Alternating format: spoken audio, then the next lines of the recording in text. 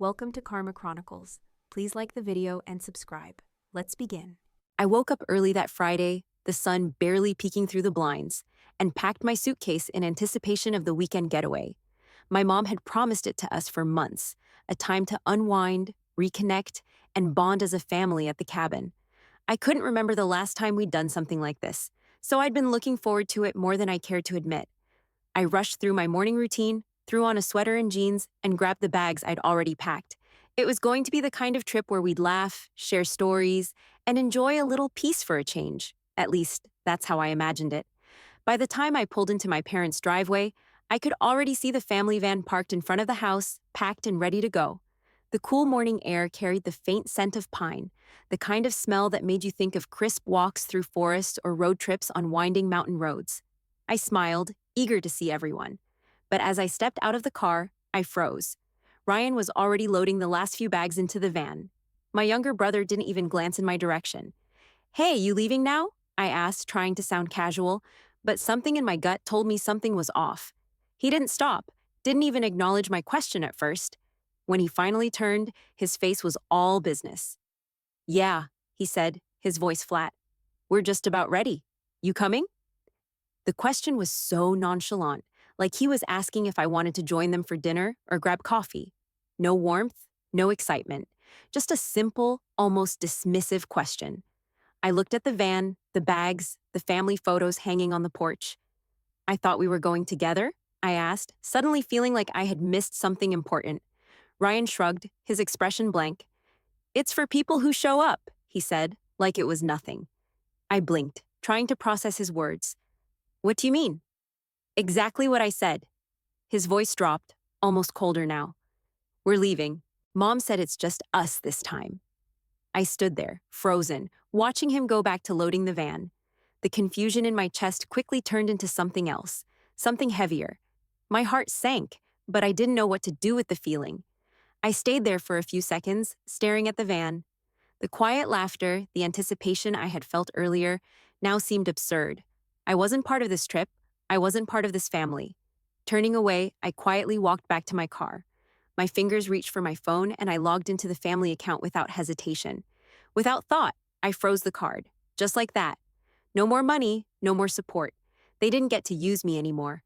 And just like that, everything shifted. I wasn't just the helpful one anymore. I wasn't the one who came to their rescue when things went wrong. I was the one they'd left behind, once again. I wasn't going to keep pretending it didn't hurt. This time, they would feel what it was like without me. The drive back to my apartment felt long. Too long. My mind kept replaying the moment with Ryan, the cool detachment in his voice. "For people who show up." His words echoed over and over in my head, each repetition making the sting sharper. As I pulled into the parking lot, I parked in the usual spot, but I didn't get out immediately. I sat there for a moment, hands gripping the steering wheel, the weight of it all sinking in. I had spent years being the one they could count on, the one who always said yes. It was just who I was in their eyes. But now in that silence, I realized how much of it had been taken for granted. I had always been the responsible one, the dependable one, the one who took care of business when things fell apart. And things always fell apart. I could picture it all clearly, the moments where I had stepped in, even when I didn't want to, because I knew they expected me to. They always did. Like the time Mom needed her dental surgery. The insurance didn't cover it, and I could see the stress on her face. "It's just a little help, Marie. You're the only one who can." So I helped. I paid for it. No questions asked, even though I didn't have the money to spare. But I didn't complain. It was family. I'd get by. Then there was Ryan, always in trouble, always needing more. The gambling debts he racked up in his 20s. "I don't know who else to turn to. Can you co-sign this loan, Marie? Please, please." So I did, even though it felt like a weight I couldn't afford to carry. I was still paying off that loan when my own credit card bills started piling up. But I didn't stop. I couldn't. They needed me. And let's not forget the time I covered for Emily when she asked for a down payment on her new house. "I'll pay you back, I swear. It's just a little until the paperwork goes through." She never did pay me back, of course, but I never mentioned it. I was just the one who could do these things. It was expected. I had been their safety net. For everything. For all of it. But not once had anyone ever asked me how I was doing, how I felt. Not once had anyone really seen me. I was just the one who came through when things went wrong. the background character in their perfect family stories. And now, here I was, outside of the story entirely.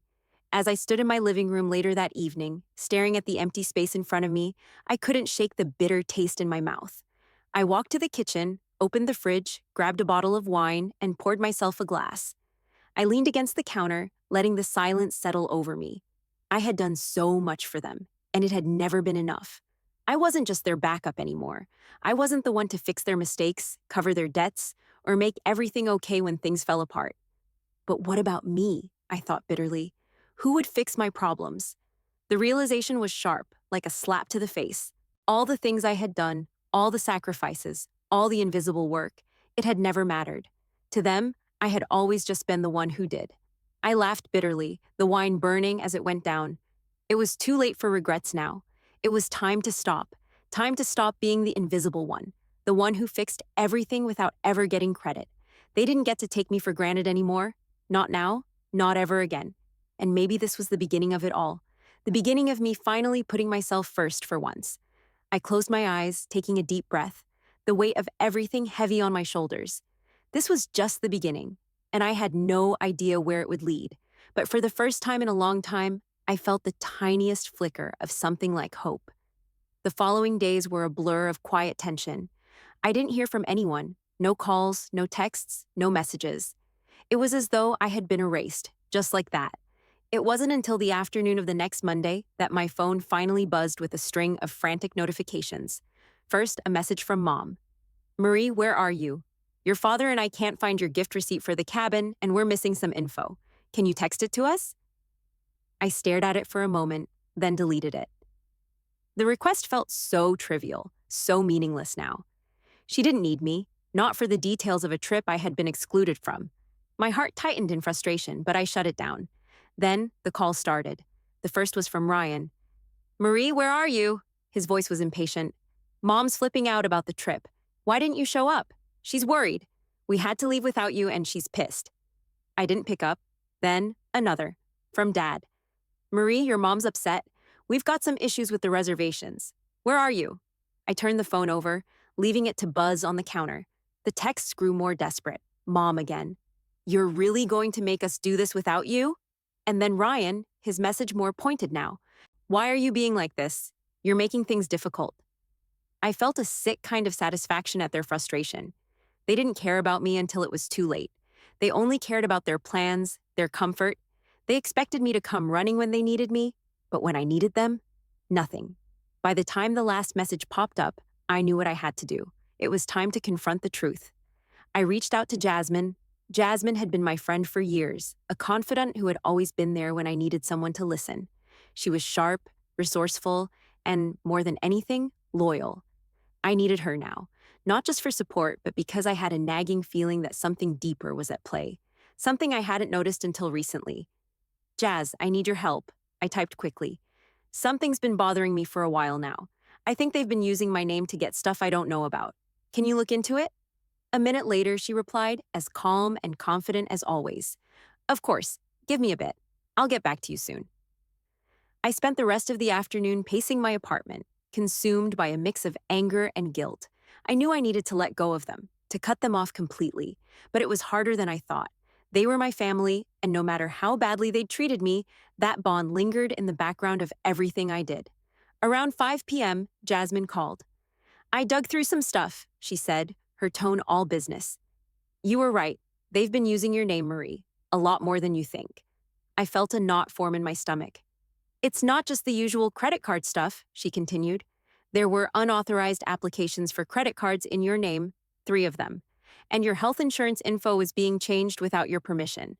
There's even an application for a loan that you didn't sign off on." I felt lightheaded, my mind scrambling to catch up with the information. "Are you serious? I never authorized any of that." "I know," Jasmine said. "I checked your credit report. These are new, and they're all tied to the family address. I think they've been making big moves using your identity, Marie." A sickening realization hit me. My family wasn't just asking for money anymore, they were stealing it. They'd been using my name for financial gain, for their own benefit, and I had never even noticed until now. "Jazz," I whispered, my voice suddenly hollow, "how bad is it?" The credit cards aren't maxed out yet, but the loans, they're big. The kind of thing that would mess with your credit if it goes through. I felt my pulse quicken. My chest tightened, my hands trembling. I had suspected something wasn't right, but hearing it confirmed like this made it real. It wasn't just my financial support they wanted, it was my entire identity. "I'll send you all the documents I found," Jasmine said, her voice full of sympathy. "I'll even help you flag them. But Marie, you need to act fast. This could get messy." I stood there, staring at the phone. I hadn't expected it to go this far. This wasn't just financial manipulation anymore, it was something darker. And the realization that it had been happening right under my nose felt like a weight that I could no longer carry. "Thanks, Jazz. I'll take care of it," I said, my voice tight. But even as I said it, I knew that the hardest part was still ahead. I wasn't just going to confront them about the money anymore. I was going to confront the betrayal, the manipulation that had been going on for years. It was time to finally stand up for myself. That night, I sat at my kitchen table, Jasmine's email open on my laptop. The documents she had sent were damning. She had found every scrap of evidence, credit card applications, loan approvals, even email threads where my family had discussed making changes to my health insurance. It was all there in black and white. I stared at the screen, feeling a deep, cold numbness settle over me. They had been stealing from me, not just money, but my identity. And they'd been doing it for years. I clicked through the attachments one by one. Unauthorized credit card applications, all approved under my name and my social security number. A loan for a car, one I had never signed off on. The car was apparently parked at their house. And then there was the most recent, a personal loan for family emergencies, which seemed to be used for anything but emergencies. The fact that they'd used my name, without my knowledge or consent, was sickening. I closed my laptop, my hands trembling. I leaned back in my chair, trying to breathe through the storm of emotions swirling inside me. I had spent years trying to be the good daughter, the responsible one, the reliable one. I had been their ATM, their lifeline. I had given and given and given. And for what? To be treated like I was disposable? Like I was just a tool to be used when it was convenient? I felt something inside me snap. The hurt, the betrayal, it all coalesced into a single, cold, undeniable truth. I couldn't keep doing this. I couldn't keep letting them take from me without ever giving anything in return. I grabbed my phone, my fingers moving automatically as I typed a message to my family group chat. It felt surreal, like I was in a dream, but I knew what I had to do.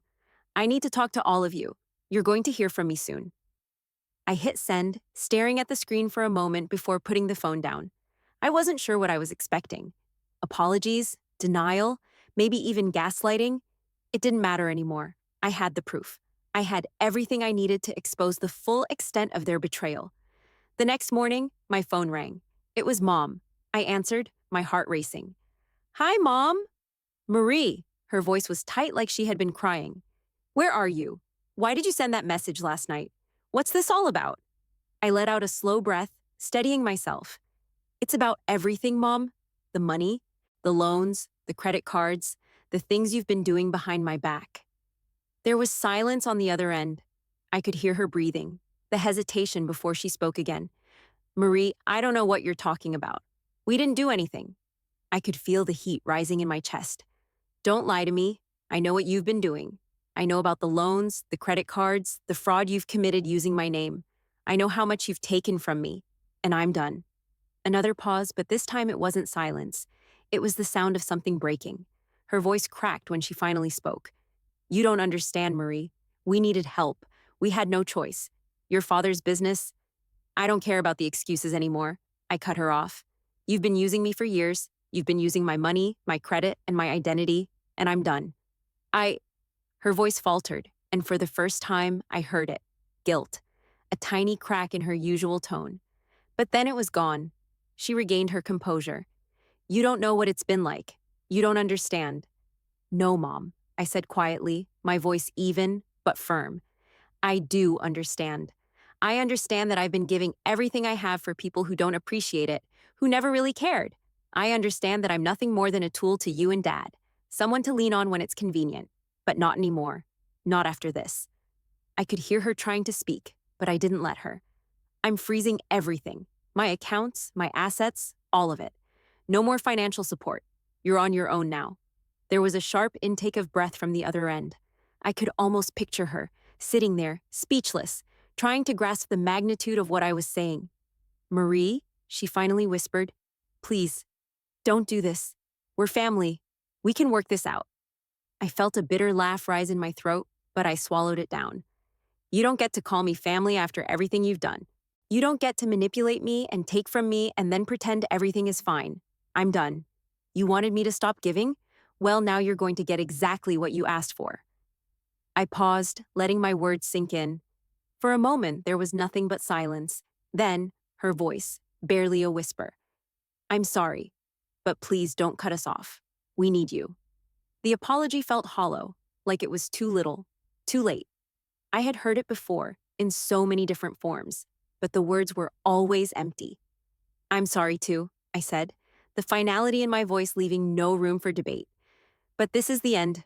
Goodbye, Mom." I hung up, and for the first time in years, I felt nothing. No guilt, no regret, just a quiet, heavy sense of finality. I had done the right thing. I was no longer the helpful one, the invisible one who gave without ever being seen. The weight that had been hanging over me for so long was gone, and in its place, there was something else. Peace. It wasn't over, though. I knew that. The fallout was just beginning. But for the first time, I wasn't scared. I wasn't backing down. I was finally taking control of my own life. That evening, I sat in my small apartment, the quiet of the night pressing down on me. The adrenaline from my phone call with Mom hadn't quite worn off yet, but a part of me was already thinking ahead. I had made the decision to confront them, but it needed to be done on my terms, not theirs. I couldn't just walk away from everything and leave it hanging. I needed closure. I needed them to understand that this was the end of the line. I took a slow, steady breath as I stared at the digital folder on my laptop screen. What Family Costs? It was a title I had chosen carefully. It was a record of everything: bank statements, credit card applications, loan agreements, and emails. It was the evidence I needed to make sure they couldn't deny it, couldn't twist it into something I was responsible for. It was the truth, and it was about to come crashing down on them. I had compiled everything Jasmine had uncovered, every piece of the puzzle, and arranged it into neat folders. I had already made the decision to cut them off. No more money, no more financial support, no more being their safety net. But I knew that wouldn't be enough. I had to make them see exactly what they'd done, not just to me, but to themselves. I clicked through the documents again, reviewing them one last time. The weight of it settled heavily in my chest, but I didn't flinch. This wasn't about anger anymore. It was about control. My control over my life, my finances, and my future. They had crossed a line, and now they would have to face the consequences. I grabbed my phone and tapped out a message to the family group chat I had set up months ago. It had been quiet for a while since the incident with the trip, but I knew this would shake things up. "I want to talk to all of you at once. We're having a video call tomorrow night. Be ready. There's something I need to show you." I hesitated before hitting send. It felt like I was signing a contract, the kind that had no turning back. This was it. No more being the one who gave without asking for anything in return. I put my phone down and walked over to my small dining table, clearing the papers off it. I needed space to think, to breathe, and to prepare. I couldn't afford to be caught off guard in the coming confrontation.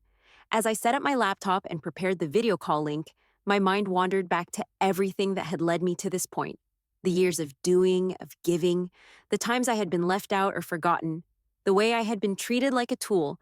It all came rushing back, but now it didn't hurt the way it used to. Now it was just the truth. I had never been the one to take control of things. I had always been the one to smooth over conflicts, to keep the peace. But now I was no longer afraid of what they might think or say. I was done hiding, done letting them take advantage of me. After a few more minutes, I closed my laptop and grabbed a glass of wine. I wasn't celebrating, but I wasn't mourning either. I was reclaiming something that had been taken from me without my permission, my autonomy. Tomorrow would be the reckoning. It wasn't about getting revenge. It wasn't about hurting them. It was about standing firm, about letting them know that I wouldn't be their scapegoat anymore. The phone buzzed. Another message from Mom. "Marie, please, we've been talking about the trip. We want to work things out.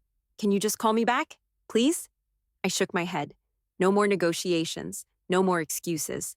Tomorrow they'd see. They'd see exactly what I'd been holding on to for far too long. The truth. And I wasn't going to back down. I checked the time. It was late, but sleep didn't come easily. The anticipation of the call tomorrow made my heart race, but it wasn't fear that coursed through me. It was something else, something like relief. I was finally doing what I needed to do. The next evening, I sat in front of my laptop, staring at the video call screen. The family had all logged on, faces popping up one by one. I could see their uneasy expressions, the tension thick in the air. Mom was the first to speak, her voice a little too sweet, like she was trying to smooth things over before I even said a word. Marie, honey, we've been talking, and we want to understand what's going on with you. We really don't want this to get out of hand. I couldn't help but feel a bitter laugh rise in my throat, but I held it back. Talking. That was all they had ever done. Talk, apologize, and then go back to their old ways. I've been thinking about how things have gone down lately, I started, my voice steady, and I want to show you something. The moment I clicked open the folder, I saw the shift in their faces. Mom's expression tightened. Ryan's eyes narrowed as he glanced at the screen. My father was still, his usual stoic mask slipping just a little. One by one, I went through each document, laying out the proof. First, the credit card applications, each one showing my name and my social security number, but none of them authorized by me. Then came the loans, the fraudulent ones, including a personal loan in my name for an amount I had never agreed to. I could almost hear their thoughts racing as they processed what they were seeing. This isn't just about money anymore, I said, my voice unwavering. This is about you using me for things I never agreed to, using my name, my identity, and my finances for your own gain. And I'm done with it. Mom's face went pale, and she shifted uncomfortably. Marie, you've got it all wrong. We didn't mean for it to get to this point. We were just trying to survive. You know how things have been. I shook my head, cutting her off before she could continue. Don't try to justify it. I'm not the one who's wrong here. I'm the one who's been lied to, manipulated. I motioned to the screen, to the documents that exposed their deception. This is all on you. Ryan scoffed, shaking his head. Marie, you're making a big deal out of nothing. It's just money. It's not like we were stealing from you. We're family, right? We help each other out. Help each other out? I repeated, almost in disbelief. This isn't help, Ryan. This is manipulation. This is fraud. You don't get to take from me and then pretend it's all okay because we share the same last name. Ryan leaned back in his chair, his eyes shifting. I could tell he was trying to come up with something to say, but the words weren't coming. He had no defense for this. None of them did. Mom tried again, this time her voice wavering. Marie, please. You've always been there for us. You've helped us so much. Can't we just work this out? You know how hard things have been for your father and me. But I wasn't moved anymore. No, I've been there for you, yes. But I've done it at the cost of my own life, my finances, my happiness, and this is where it ends. A long silence followed, thick with guilt and disbelief. My father finally spoke, his voice low and careful. Marie, you've been a huge help to us, and I won't deny that. But this isn't the way to handle things. We're family, and you're walking away from us because of some papers? I stared at him, the weight of everything I had carried for so long pressing down on me. I'm not walking away, Dad. I'm standing up for myself. For the first time in my life, I'm doing what's best for me, and that doesn't include you or Mom using me to fix your problems anymore. There was a pause. No one said anything for what felt like an eternity. Then, Jasmine's voice came from the corner of my mind, urging me to be strong, to stay firm. And so, I did. I'm done, I repeated with finality. I'm cutting all financial ties. I won't co-sign any more loans, I won't help pay for anything, and I'll be freezing my assets. You're on your own now. I watched as their faces sank, the reality of what I had just said settling over them. Ryan opened his mouth to speak, but nothing came out. Mom just stared at me, her face pale, her lips trembling, as if she was searching for the right words, but finding none. Finally, Dad broke the silence. You can't just walk away from your family like this, Marie. You're making a huge mistake. No, Dad, I said softly. You made that mistake a long time ago. I'm just finally realizing it. The call ended with nothing more than silence. I stared at the screen for a moment longer, the weight of the conversation heavy in my chest. But as the minutes passed, I felt a sense of clarity I hadn't felt in years. I had done it. I had finally said what needed to be said. I had laid everything bare, shown them the truth. And in that truth, I had found my freedom. I leaned back in my chair, my heart pounding. But this time, it wasn't from fear. It was from something else, something like relief. For the first time, I wasn't their pawn anymore. I wasn't just the one who always gave. I was the one who had finally taken control. And I wasn't looking back. The call ended, and the silence that followed felt almost unbearable. My phone lay in front of me, still buzzing with missed calls, but I didn't even bother to check. They'd all be from the same people, saying the same things, pleading with me to fix everything. I leaned back in my chair, eyes closed, letting the weight of the decision I had made settle into my bones. For the first time in a long time, I didn't feel guilty, not even a little. The next few hours passed slowly. I moved about my apartment like I was floating through a haze, picking up things and putting them down without any real purpose. There was a calmness in the air now, a stillness I hadn't known in years. I had always been the one to keep things running, to patch up every tear, to soothe every rift. Now, it was all in their hands. By the time night fell, my phone had stopped buzzing. The quiet was almost too loud, but it was a good kind of silence, the kind that comes with having done something for yourself, for once. The next morning, the calls started again. First, Mom. Marie, please, let's just talk about this. We can work something out. Don't do this. Then, Ryan. You're making a mistake. I don't know what happened to you, but you're just throwing it all away. Everything. And then Dad. You can't just do this, Marie. You're breaking up the family. Please don't let it come to this. Each message, each call stung a little, but not in the way I expected. I didn't feel anger. I didn't feel resentment. I just felt nothing. Not the kind of nothing that feels empty, but the kind that comes with finally setting a boundary that has been long overdue. It was all coming undone. The family dynamic I had played a part in for so long was unraveling, and for the first time, I could breathe. I wasn't the one keeping it all together anymore. I wasn't the one sacrificing myself for their comfort. They had to face the consequences of their actions now, and I wasn't going to save them from it. A few days later, I started making the changes I'd promised myself. I called my bank, revoked all their access to my accounts, and removed their names from any shared financial responsibilities. It was cold, but it felt necessary.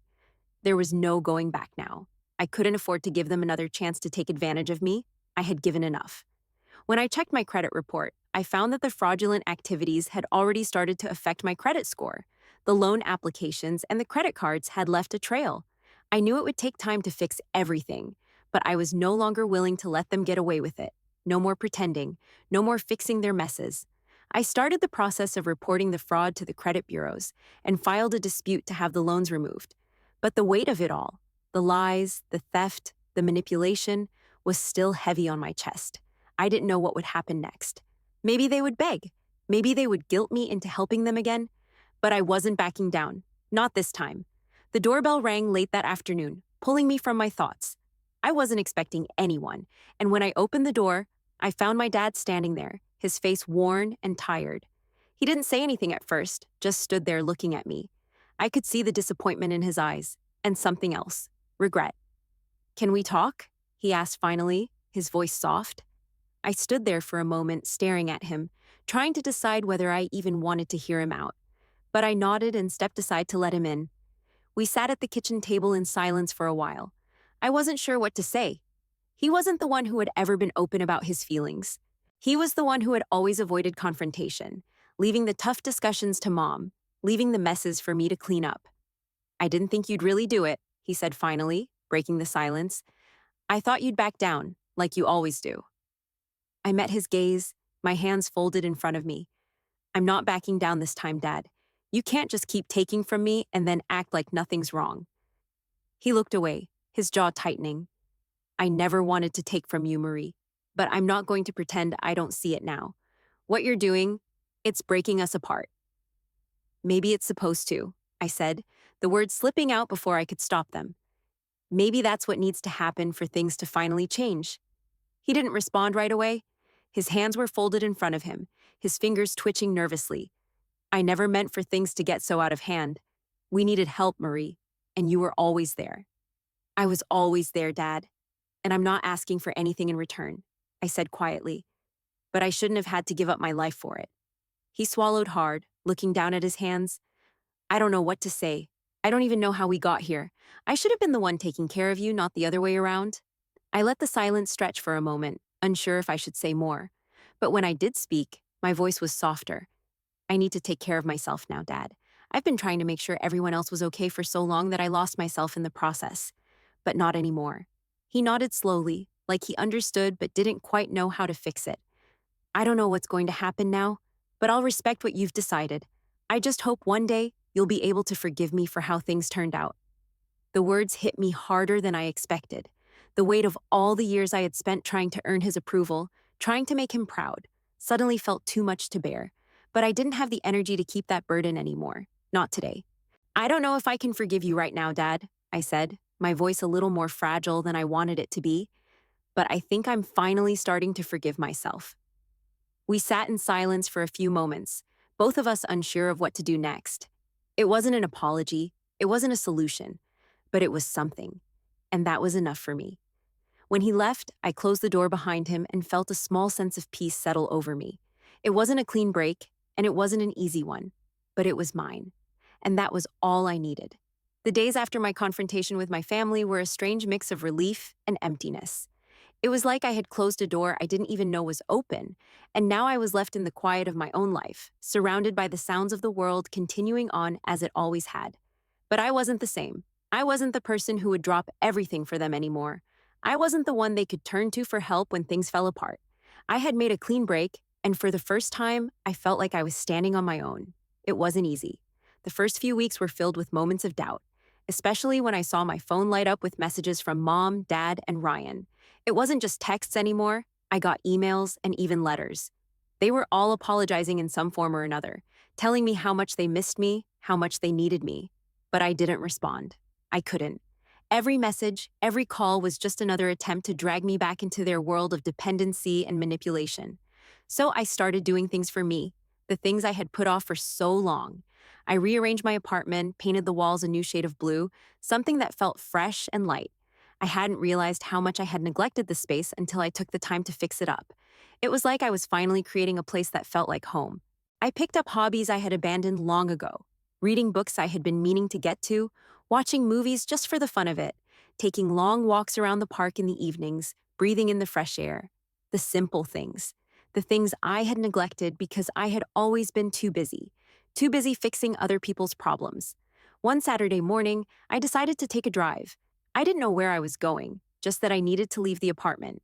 I drove out of the city, taking a winding road that led me toward the mountains. The air was crisp, the sky a bright blue. I hadn't been out there in years, and I realized how much I had missed it. The peace, the silence, the feeling of being completely disconnected from everything. I pulled over at a small overlook, the mountains stretching out before me. I sat on the hood of my car for what felt like hours, just watching the world. For the first time in a long time, I felt like I was present, not living in the past, not worrying about the future, but just here. When I returned home that evening, I felt lighter. The guilt, the worry, it had all begun to fade.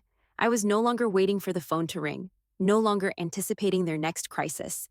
It wasn't that I didn't care anymore, it was that I finally cared about myself enough to stop putting them ahead of me. I hadn't heard from my family in a while, and I was starting to get used to the silence. It wasn't a bad silence anymore. It wasn't the silence of waiting for a call or expecting an apology that never came. It was the kind of quiet that was mine, the kind that felt like freedom. But then, a few weeks later, I received an unexpected message. It was from my cousin Laura. "Hey Marie, I know we haven't spoken in a while, but I wanted to reach out. I don't know if you're still angry or hurt, but I wanted to say I'm sorry. I've seen what's been going on with the family, and I know I've stayed out of it, but I should have spoken up sooner. I don't know if we'll ever be close again, but I wanted to acknowledge the way things have gone down. I'm sorry, and I hope you're doing okay." I sat there staring at the message for a few minutes. It wasn't much. It wasn't a grand gesture, but it was something. A small bit of acknowledgement, of accountability. It felt like a small piece of healing. I thought about it for a while before I responded. I didn't want to dive back into the drama of my family, but I also didn't want to shut myself off completely. I had been isolating myself, and that wasn't healthy either. Maybe it was time to rebuild something, but on my terms. "Thanks, Laura. I appreciate you reaching out. I'm doing okay. I don't know what's next, but I'm learning to take things one day at a time. I hope you're doing well too." It was a small step, but it felt like progress. I wasn't ready to forgive everything, but maybe, just maybe, I was starting to open up again. A few days later, I was scrolling through social media when I saw a post from Mom. It was a picture of the family, taken at a recent gathering. Dad, Ryan, and even Laura were there. And then, below it, a caption that nearly made me stop breathing. "We miss you, Marie. I know we've made mistakes, but we'll always be here for you." I stared at the words, not sure what to think. Part of me felt the old tug to respond, to fix things, to just let it go and slide back into the role they had set for me. But another part of me knew that it wasn't my responsibility to fix them anymore. I set my phone down, a sense of peace settling over me. This was my life now. No more waiting, no more giving endlessly. I was living for me. The next morning, I woke up with a smile on my face for the first time in a long while. The silence didn't feel lonely anymore. It felt like space, the kind of space where I could finally breathe. And maybe, just maybe, I was starting to build the life I had always wanted, the one that didn't include being the family's fixer, the one where I was enough, just as I was. It had been months since I cut my family off. The silence between us had stretched long and deep, a chasm that seemed impossible to bridge. For a while, I'd wondered if it would ever feel like I could truly leave it behind. But slowly, the weight of their absence, their drama, their guilt trips, their constant demands began to fade. The peace in my life was something I'd never known before, and it was intoxicating. I had started making real strides. I was no longer the person running to fix everything that went wrong in their lives. I was waking up every day with a sense of purpose that had been missing for so long. I spent more time with friends, with myself. I took on new projects at work, projects that fed my soul rather than just my bank account. But just when I thought the dust had settled, just when I thought I had fully reclaimed my space, I received one final letter from Dad. It was thick, the kind of letter that looked official, like something important. I stared at it for a while before opening it. The handwriting on the envelope was unmistakable, Dad's sharp, hurried scrawl. As I pulled out the contents, I couldn't help but wonder what it was. Some kind of last-ditch effort? Another apology, maybe? What I found inside was more than just a simple letter. It was a printed sheet of paper folded neatly in half, and on it, typed in bold, unmistakable font, was one line that made my stomach drop. "We miss you. Come home. We're still your family." I sat there for a moment, the words blurring as my eyes filled with a mixture of anger and disbelief. This was it, the final manipulation. I could hear the familiar voice in my head, my mother's words from so many months ago. "We're family. We don't walk away from family."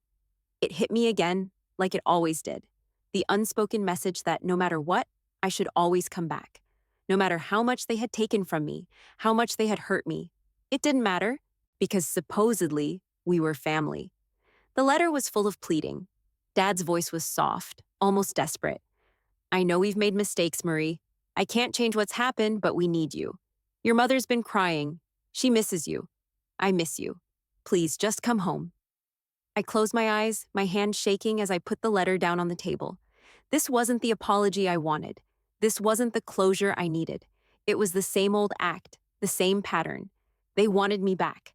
Not because they understood what they had done wrong, but because they wanted me to keep fixing everything for them. They wanted me to step back into the role they had defined for me for so many years. They didn't care about how I felt. They cared about their own comfort. They cared about having their safety net, their ATM, back in their lives. I stood up, pacing around the room, my thoughts swirling. Everything about the letter made me feel small again, like I was still that person, weak, manipulable, the one who always said yes, the one who always showed up. But I wasn't that person anymore. I sat back down, taking a deep breath, my hands gripping the edges of the table. I didn't need to read any more of their words. I knew what they were asking, even without the letter. They wanted everything to go back to the way it was, with me running to their rescue. They wanted me to pretend like none of it ever happened. I wasn't going to do that.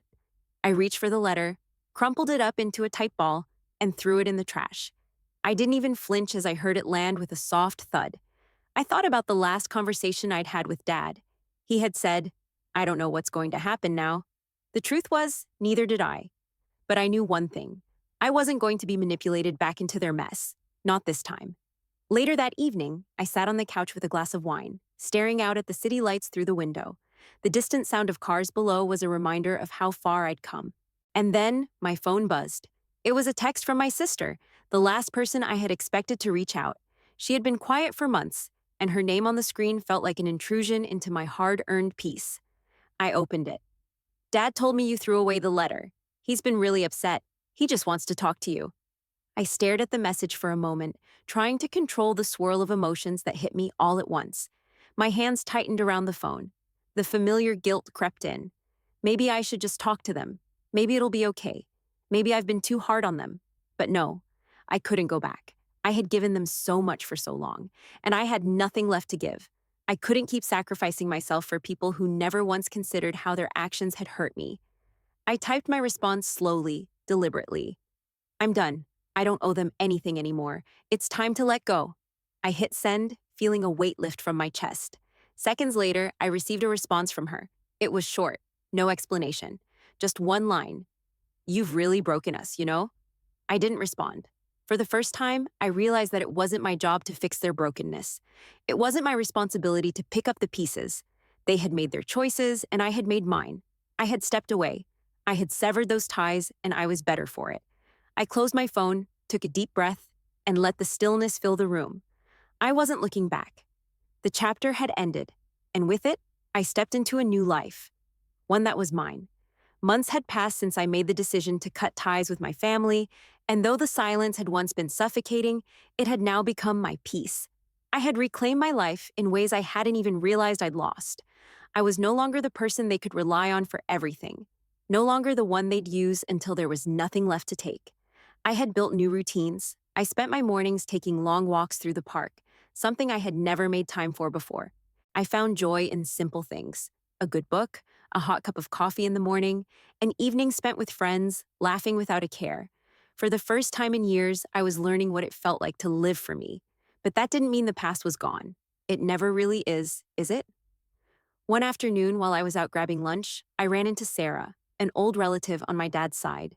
She had always been polite, but distant.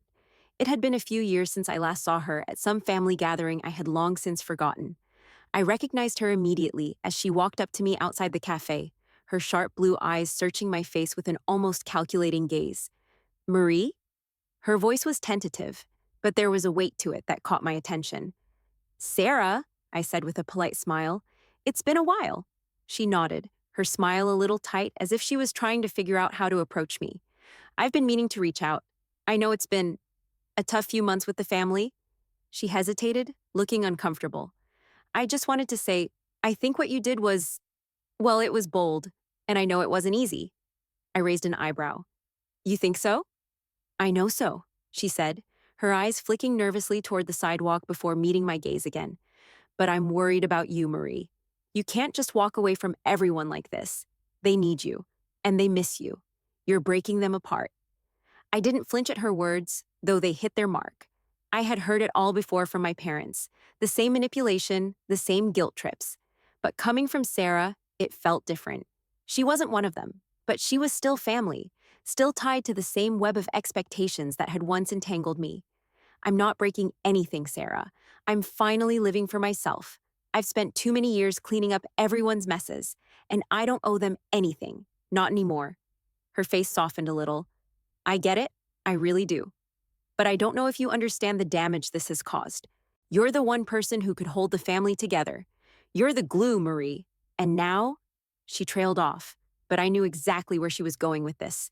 The thing they always said, that I was the one who could fix it all, that I was the one who could hold everything up when it all started falling apart. But I wasn't that person anymore. Maybe I don't need to hold everything together, I said quietly, my voice steady. Maybe they need to figure it out on their own. I'm not the answer to their problems. I'm just one person. She looked at me, her expression a mixture of confusion and concern. I'm not saying you're wrong for doing what you did, but Marie, you can't just walk away from us. Family is forever. I felt a pang of something in my chest, something that almost pulled me back into the old cycle. But I had already walked away. I had already made the choice, and I wasn't going to let anything pull me back into their orbit. I know, I said, my voice soft but firm. But family is also about respect, about not taking someone for granted, and I've given enough. She stood there for a moment, her gaze distant like she was working through something in her head. I could tell that she didn't fully understand, but there was something in her eyes, something like resignation. Well, she said finally, I just wanted to tell you I'm sorry, for what it's worth. The words felt hollow, but I nodded in acknowledgement. I appreciate that, Sarah, but this is something I need to do for myself. She gave me a long look, then slowly nodded. I understand. I just hope, someday, you'll find a way back. To all of us. I shook my head, a faint smile tugging at my lips. I'm already where I need to be. She didn't say anything else.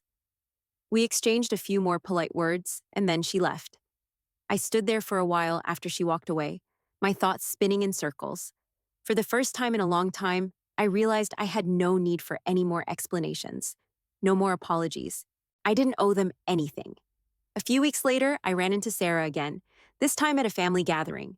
The tension between us had softened, but I could still feel the awkwardness in the air. My parents were there too, of course, doing their best to ignore the elephant in the room.